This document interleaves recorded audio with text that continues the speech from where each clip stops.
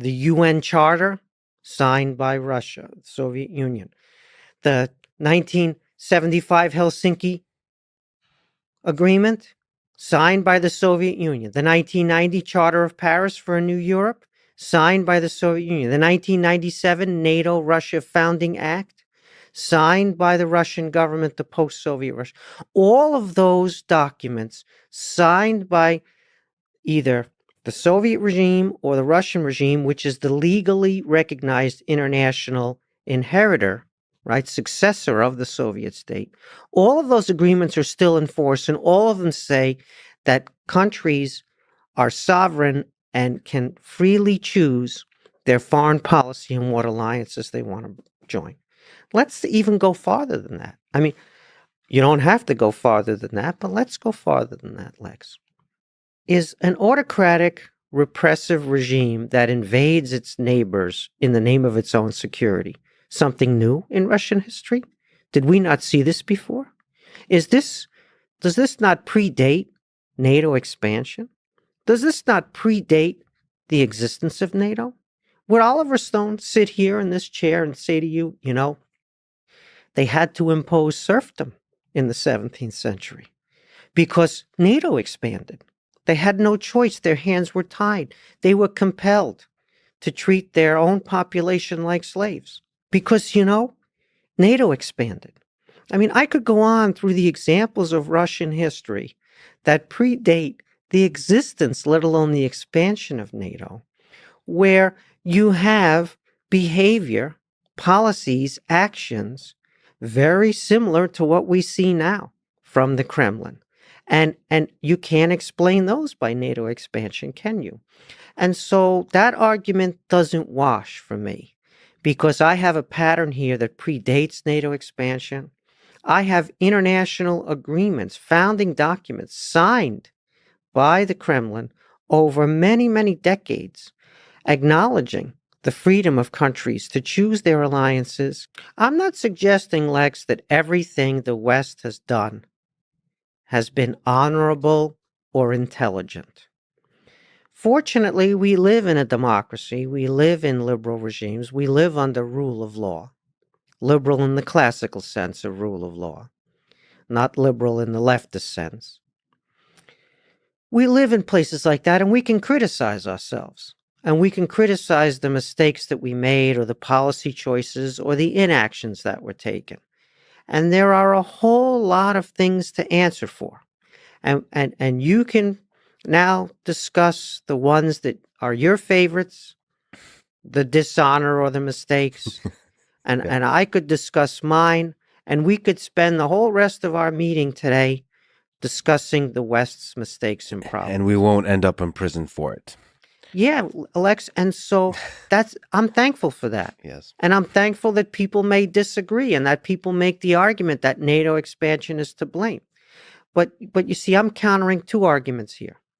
I'm countering one argument, which is very deeply popular, pervasive, about how Russia has this cultural tendency to aggression.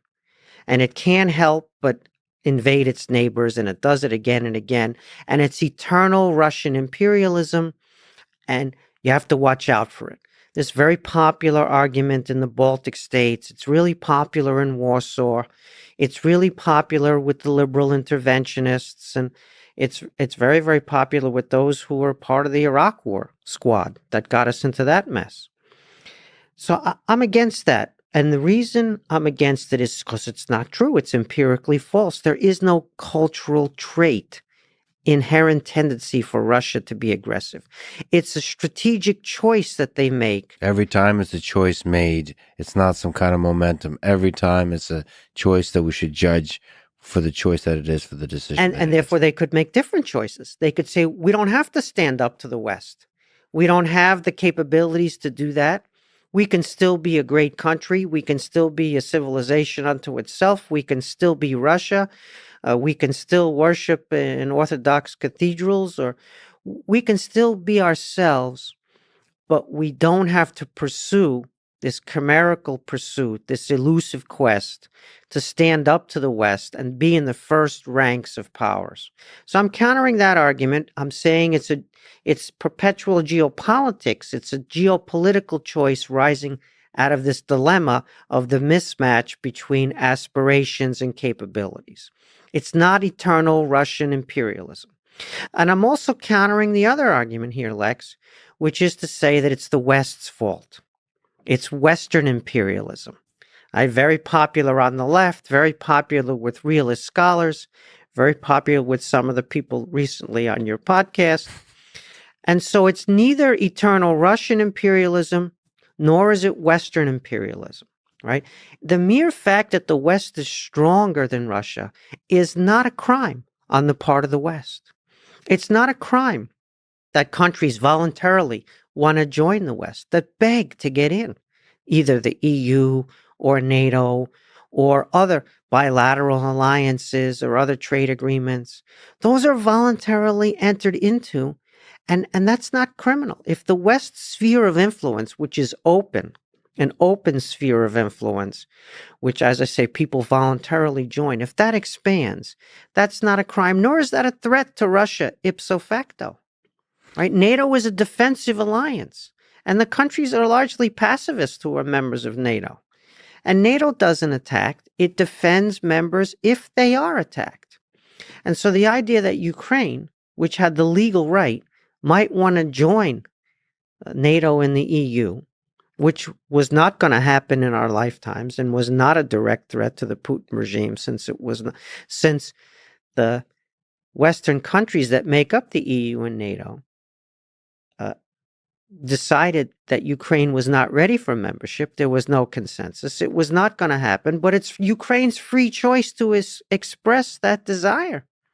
And if your government is elected by your people, freely elected, meaning you can unelect that government in the next election, and that government makes foreign policy choices on the basis of its perceived interests, that's not a crime, Lex. That's not a provocation. That's not something that compels the leader of another country to invade you, right?